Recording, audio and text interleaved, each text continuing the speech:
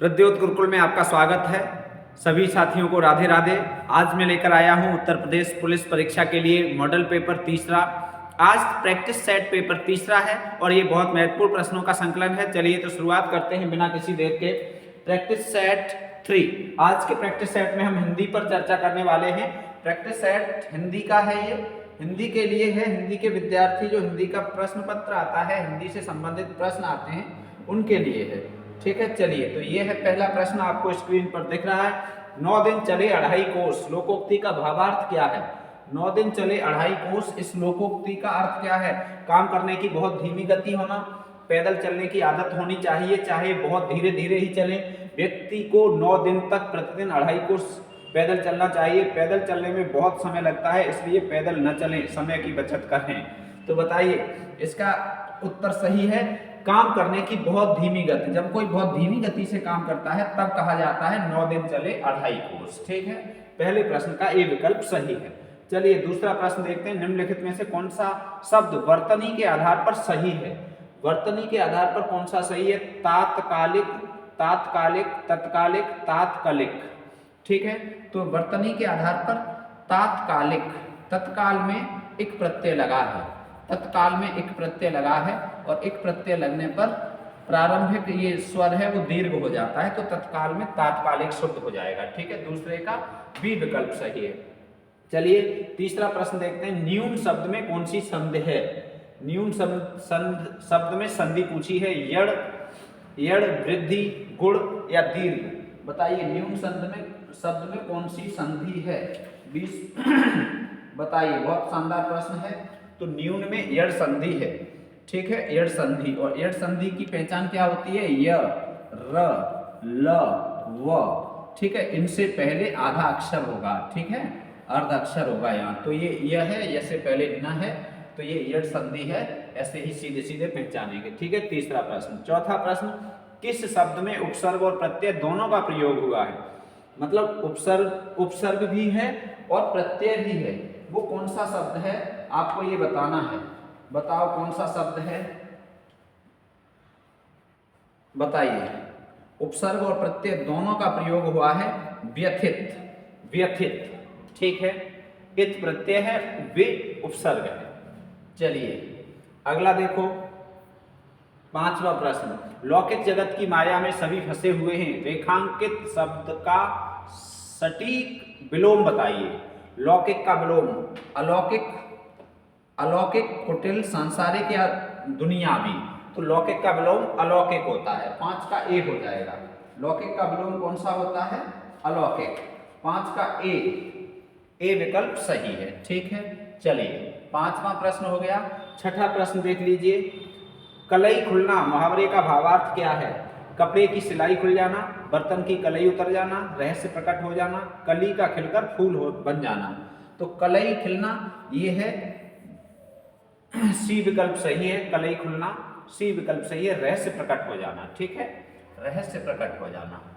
चले इसके बाद है, जिस विकारी शब्द से संज्ञा की व्याप्ति मर्यादित होती है उसे कहते हैं सर्वनाम, कारक, क्रिया, विशेषण। बताओ, जिस विकारी शब्द से संज्ञा की व्याप्ति मर्यादित होती है उसे क्या कहते हैं? बताओ। मर्यादित होती है मतलब संज्ञा सीमित होने लगती है, तो वो क्या होता है? विशेषण। जिस शब्द से संज्ञा की व्याप्ति मर्यादित होती है, मर्यादित मतलब सीमा कम हो जाती है। ठीक, जैसे हमने कहा सागर, तो सारे शब्द सागर, जो भी सागर हैं, और हमने कहा काला सागर, तो सारे में से एक बचा। हमने कहा पर्वत, तो बहुत सारे पर्वत, कोई भी पर्वत, लेकिन हमने कहा हिमालय, तो सारे पर्वतों में से एक। ठीक है, बड़ा पर्वत, छोटा पर्वत, ये। ठीक है, इस तरह से जब संज्ञा के आगे विशेषण लग जाता है, अच्छा पर्वत, बुरा पर्वत, तो क्या है? ये मर्यादित कर देता है, सीमा घटा देता है। अगला देखो, निम्न में से किसमें विरोधाभास अलंकार का बोध होता है? विरोधाभास, विरह है अथवा यह वरदान, जान पड़ता है, नेत्र देख बड़े बड़े, देख लो साकेत नगरी है यही स्वर्ग को जा रही, प्रियतम को समझ पा कामिनी न जा सकी, न ठहर सकी। बताइए, बहुत अच्छा प्रश्न है, अलंकार का प्रश्न है। विरोधाभास अलंकार कौन से में है निम्नलिखित में से? बताइए। निम्नलिखित में से विरोधाभास अलंकार कौन सा है? बताओ, बताइए बताइए।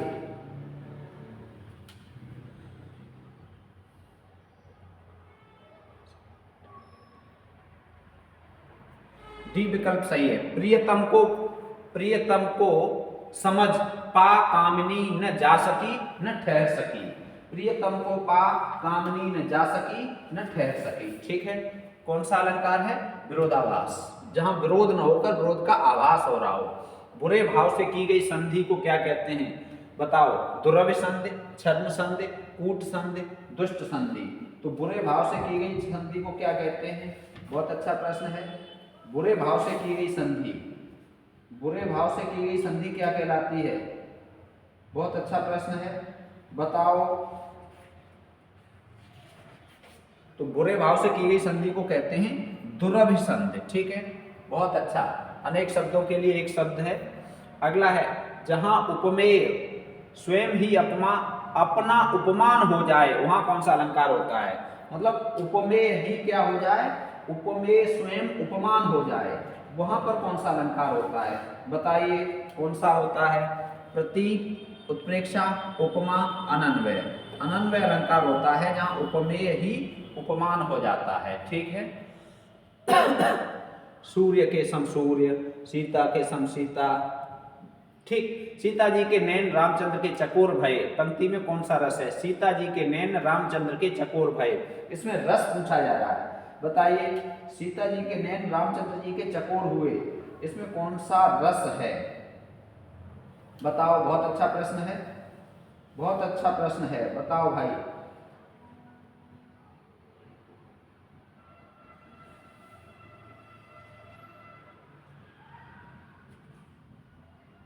कौन सा रस होगा? रामचंद्र जी के चकोर हो गए और रस की बात हो रही है यहाँ पर। काय की बात हो रही है? रस की बात हो रही है। करुण रस, शांत रस, भक्ति रस, श्रृंगार रस। तो नैन रामचंद्र के चकोर हुए हैं, नेत्र रामचंद्र को देख रहे हैं, तो श्रृंगार रस की बात हो रही है। ठीक है, चलो अगला देखो। 12वां, निम्नलिखित में से कौन एक संयुक्त व्यंजन नहीं है? क्ष, श, त्र, ज्य।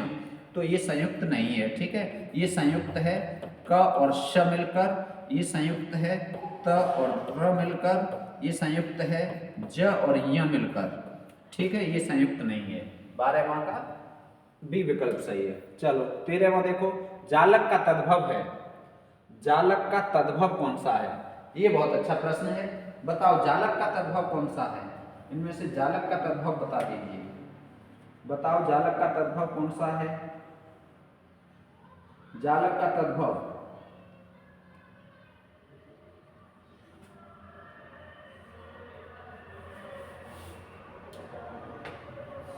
जालक का तद्भव है झरोखा। कौन सा है? झरोखा। जालक का तद्भव कौन सा है?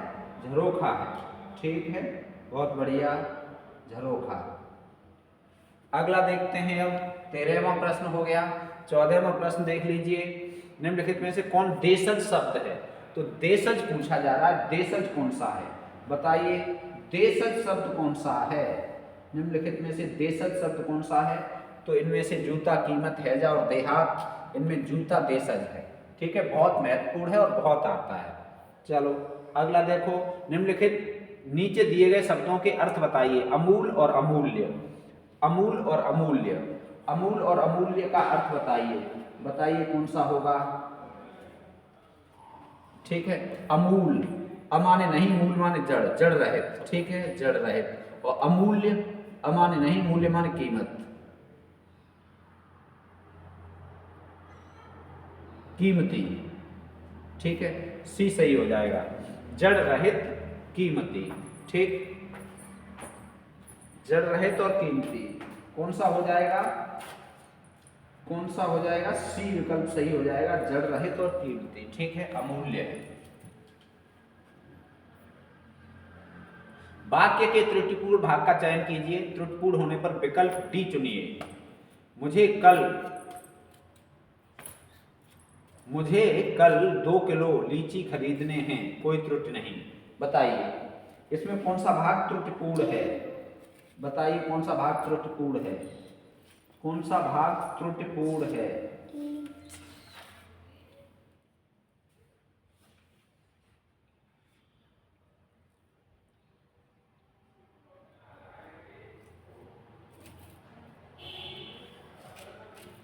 मुझे कल 2 किलो लीची खरीदनी है, खरीदने नहीं होगा, ये है खरीदनी है, ठीक है। मुझे कल 2 किलो लीची खरीदनी है, ठीक है। अगला 17वां, मधुशाला की रचयिता कौन है? तो मधुशाला जानी मानी पहचानी रचना है। मधुशाला, मधुबाला, मधुकलश किनकी है? हरिवंश राय बच्चन की है, बहुत पूछी जाती है, ठीक है। 1935 की रचना है ये। अगला है पृथ्वीराज रासो महाकाव्य के रचयिता कौन है? तो चंद बरदाई पृथ्वीराज रासो महाकाव्य के रचयिता हैं, ठीक है। हिंदी का पहला महाकाव्य माना जाता है। भाषा की सबसे छोटी इकाई कौन सी है? तो भाषा की सबसे छोटी इकाई वर्ण है, ठीक है। क्या है? वर्ण है।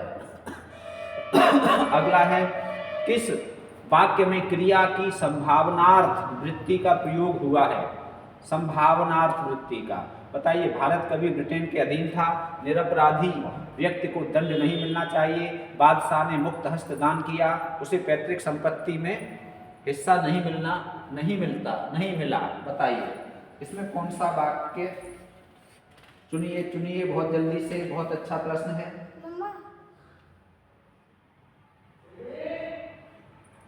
बताओ। भारत कभी ब्रिटेन के अधीन था, भारत कभी ब्रिटेन के अधीन था, ठीक है। 20 का ए। अगला है 21वां, निम्नलिखित में से शुद्ध वाक्य है। लगता है इस बार अच्छी बरसात होगी, अध्ययन करने वाला छात्र अच्छे अंक प्राप्त करता है, बालक घर जा चुका था। शुद्ध वाक्य 2 और 2 मिलकर 4 होते हैं। बताइए शुद्ध वाक्य कौन सा है इनमें से? इनमें से शुद्ध वाक्य कौन सा है? बताओ।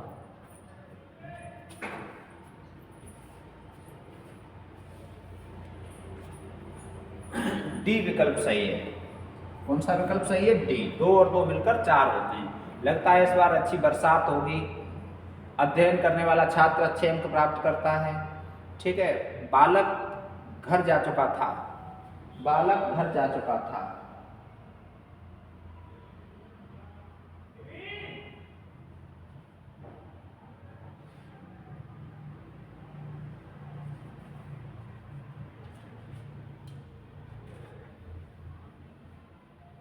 बताइए।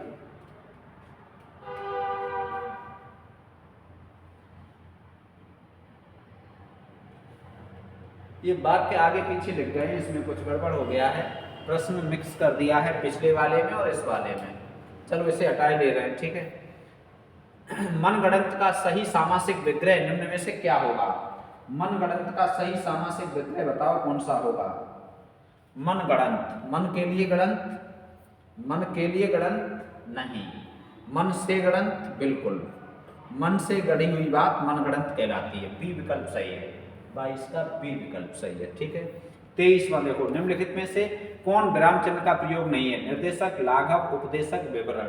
तो विराम चिन्ह ये सब होते हैं, विवरण भी होता है, लाघव भी होता है, निर्देशक होता है, उपदेशक कोई विराम चिन्ह नहीं होता है, ठीक है। सी विकल्प सही है। अगला है साहित्य अकादमी पुरस्कार 2019 किसे दिया गया?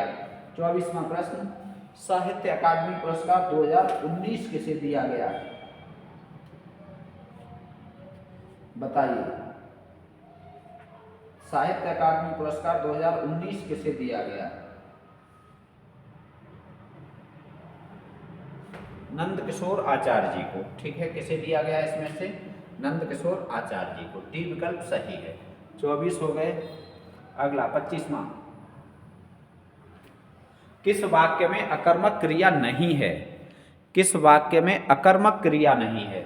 बताइए। बच्चा गहरी नींद में सो रहा था, किस वाक्य में अकर्मक क्रिया नहीं है ये बताना है। बताओ।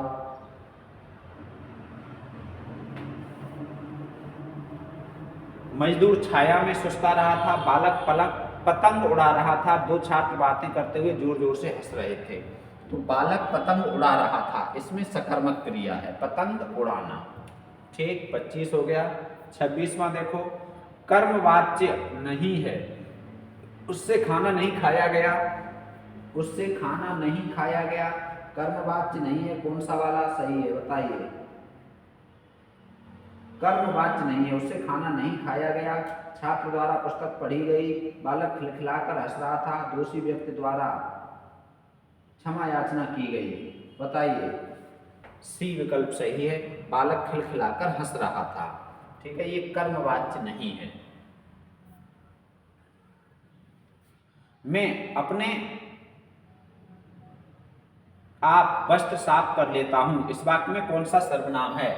अपने आप, तो अपने आप स्वयं के संबंध में होता है तो निजवाचक होता है। ठीक है, कौन सा हो गया, सी विकल्प सही हो गया। अगला देखो, बूढ़े बच्चे किस शब्द युग्म के अंतर्गत आते हैं। सार्थक निरर्थक बच्चे युग्म, विलोम शब्द युग्म, पर्याय, निरर्थक निरर्थक शब्द युग्म। बताओ, बच्चे बूढ़े, ये कैसा शब्द है, ये बता दीजिए, कैसा युग्म है।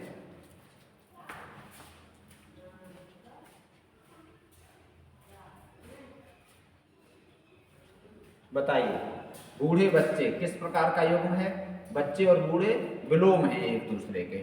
ठीक है, चलो। सीता जी के नैन रामचंद्र के चकोर भय श्रृंगार है। निम्न काव्यांश को पढ़िए और उसके नीचे दिए गए विकल्पों को चुनकर लिखिए। कुछ भी बनकर, बस कायर मत बन, ठोकर मार, पटक मत माथा, तेरी राह को रोकते पाहन, कुछ भी बन, बस कायर मत बन, ले देकर जीना क्या जीना, कब तक गम के आंसू पीना, मानवता ने तुझको सींचा बहा यूं तक खून पसीना। कब क्या करने की प्रेरणा दे रहा है इसमें, तो कब क्या करने की प्रेरणा दे रहा है आपको पता होना चाहिए। इसमें क्या क्या प्रेरणा दे रहा है, रुकावटों को ठोकर मारने की। ठीक है, कवि कहता है कि जो रुकावटें हैं उनसे रुको मत, उसे ठोकर मारो और आगे बढ़ो। अगला है, कवि के अनुसार किस प्रकार का जीवन व्यर्थ है। आदर्शवादी, समझौतावादी, खून पसीना बहाकर रुकावटों को ठोकर मारना। किस प्रकार का जीवन, किस प्रकार का जीवन बताइए। समझौतावादी जीवन बेकार है। ठीक है, बी विकल्प सही है कवि के अनुसार। अगला प्रश्न, कुछ भी बन बस कायर मत बन, कवि ने क्यों कहा। कुछ भी बन बस कायर मत बन, ये कवि ने क्यों कह दिया बता दीजिए।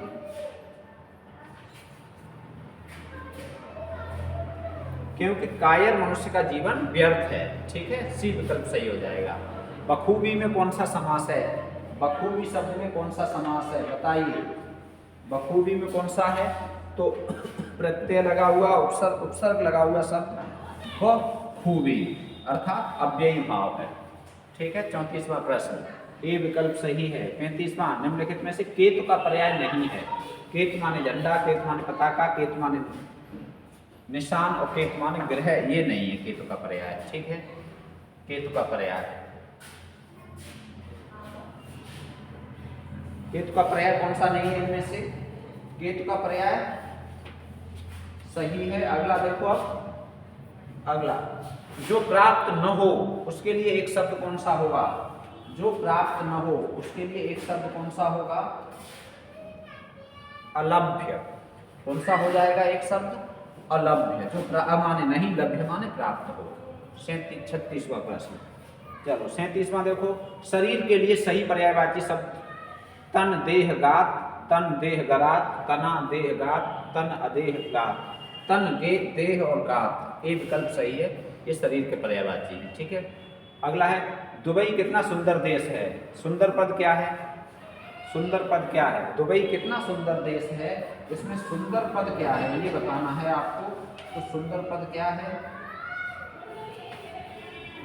सुंदर पद इसमें है विदेह विशेषण। क्या है, विदेह विशेषण। ठीक है, विधेय विशेषण, जिसका जन्म पहले हुआ हो उसे कहते हैं अग्रज, और बाद में हुआ हो उसे कहते हैं अनुज। वाक्य, इस वाक्य को सरल वाक्य में बदलिए। तुम बाहर गए और वह रोने लगा। सरल वाक्य बनाना है इसका, तुम बाहर गए और वह रोने लगा।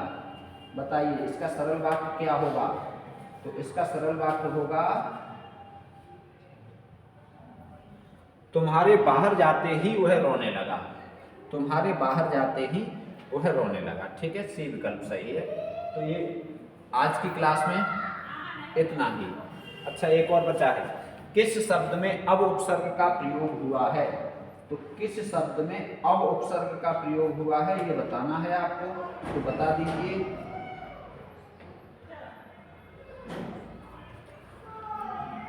अवाप्ति, ठीक है, इसमें अब उपसर्ग का प्रयोग हुआ है। अब प्रवृत्ति का सही विलोम निवृत्ति, डी विकल्प सही है। प्रवृत्ति का क्या होता है? तो विलोम निवृत्ति। चलो इतना ही, 42 प्रश्न हो गए। ये था आज का महत्वपूर्ण प्रश्न पत्र, अर्थात मॉडल प्रश्न पत्र, अर्थात प्रैक्टिस सेट। ठीक है, मिलेंगे फिर से। स्वस्थ रहें, मस्त रहें और व्यस्त रहें। राधे राधे।